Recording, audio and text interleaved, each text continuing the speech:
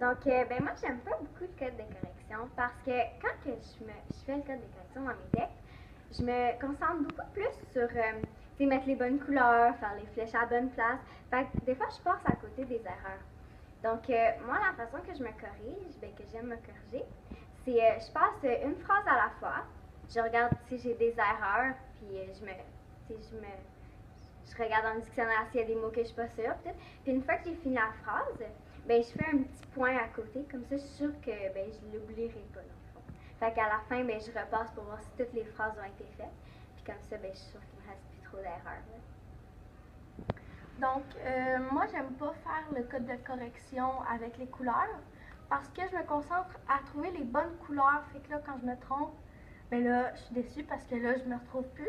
Alors là, je le fais en plomb, mais je trouve que ça fait pas très propre.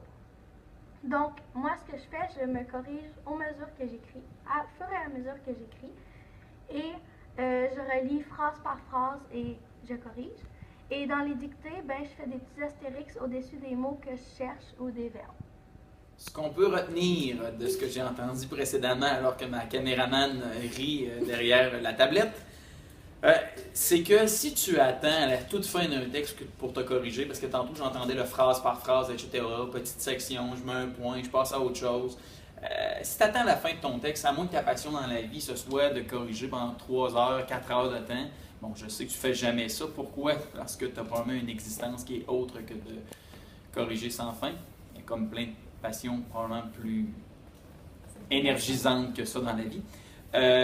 Donc, ton but quand tu te corriges, de toute façon en classe, j'imagine qu'on ne te donne pas 3 heures pour te corriger. Okay? C'est d'être rapide, c'est d'être efficace. Efficace, ça veut dire quoi? Ça veut dire probablement de dire, je prends une petite partie, si j'applique le code de correction de l'école, ben, je vais l'appliquer pour ce paragraphe-là, cette phrase-là. Ensuite, je recommence à zéro avec l'autre phrase, l'autre partie, etc. Si tu as une méthode qui est bien à toi, ben, assure-toi de terminer section par section, au lieu de dire, je commence par exemple, si toi tu es un tripeux d'homophones, je vais tout regarder mes homophones dans mon texte, parfait. Ensuite, tous les pluriels dans mon texte, parfait. Ensuite, c'est parce qu'à faire le texte au grand complet, tu risques de ne pas avoir le temps d'aller jusqu'à la fin.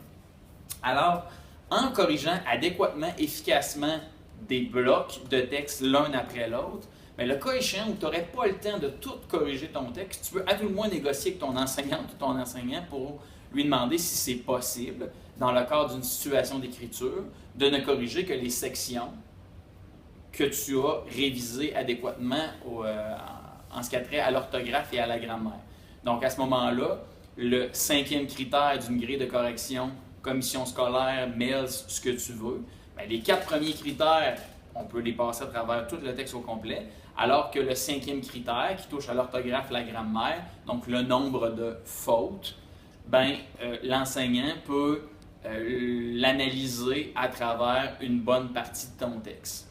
Donc, tout ça pour te dire que travaille par bloc, travaille par phrase, mais ne fais pas une étape pour tout le texte et l'autre après, etc. Ça va devenir interminable. Remarque, je te dis ça tout à l'heure, je t'ai dit de ne pas appliquer une stratégie qui n'est pas la tienne. Si pour toi ça colle bien, tu as le temps de le faire et que tu réussis bien comme ça, pas de problème. Donc, ce qu'on te demande aujourd'hui sur le blog ou en classe, en tout cas, ton enseignante ou ton enseignant le vivra de la façon qu'il le veut ou qu'elle le veut bien. Ce que j'aimerais savoir, c'est quoi, toi, ta stratégie de correction? 1, est-ce que tu en as une? Et 2, ça ressemble à quoi? Là-dessus, bye bye!